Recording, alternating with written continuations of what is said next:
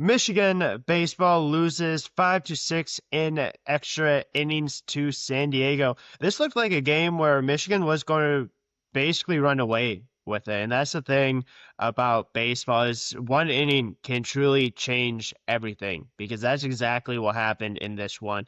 At one point, Michigan was up 5-0, and it looked like pitching was going really well. Michigan was hitting the ball all over the field. It started out Drew Culbertson first home run of the year in the third inning. Michigan was up 1-0. Colby Turner started turning on in the fourth inning. Michigan had a huge fourth inning double from him. Obviously ended up scoring Brendan Stressler. Braden Jeffries ended up having a triple to right center, ended up scoring obviously Colby, and then obviously ended up scoring another guy that was able to get on base as well in Matthew Orson Fort, and then Greg Pace Jr. ended up putting Michigan up with a sac fly to center field, and Michigan was dominating in this one. You had starting pitcher in Cade Montgomery that looked really good up to that point. Now, obviously, to San Diego's credit, they were able to really respond in the fourth inning, where they're able to kind of get to Cade Montgomery a little bit. He went 3 2/3 inning, 4 earned runs, couple walks, couple strikeouts.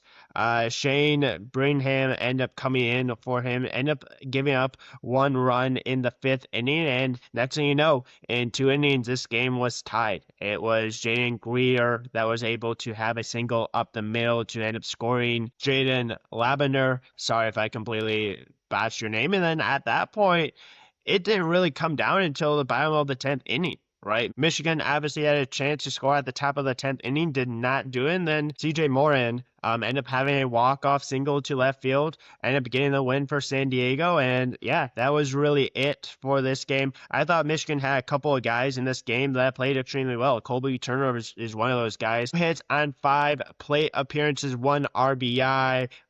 Braden Jeffries as well was a big contributor to hits on 4 appearances, 2 RBIs, Greg Pace as well. Outside of those guys, wasn't really a ton of other contributions from other guys, but Michigan still was able to put up 5 runs. They did have one error in this game that obviously didn't end up hurting them overall. But like 7 hits, 5 runs compared to 9 hits, 6 runs for San Diego. And this was a game that Michigan could have obviously won.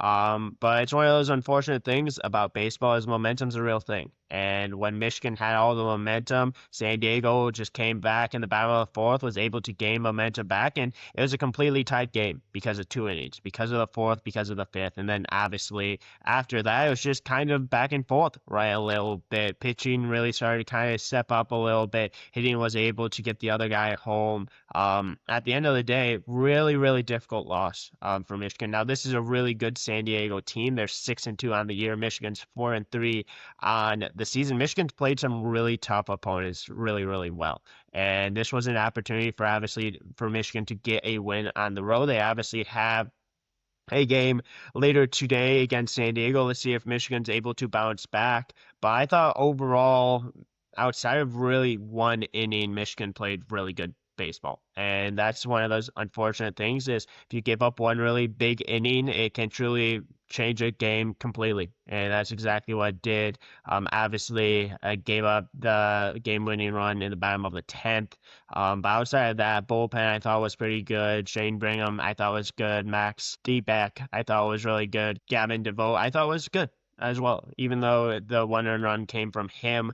I do think Michigan does need to get a little bit better at not having as many walks. They did have 8 walks in this game. 12 strikeouts, which is a good amount for Michigan, but also hitting-wise, Michigan struck out 11 times themselves and only walked 4 times. So I think that's going to have to be something that is going to continue to be looked into, continue to be watched on, but I think Michigan's going to be fine going forward. I think this was just one of those fluke games where the team got hot, team was able to put across 4 runs in 1 inning, kind of gain that momentum back, and Michigan was never able to get it back themselves. So, yeah, we'll see how Michigan responds later today against San Diego, game number 2.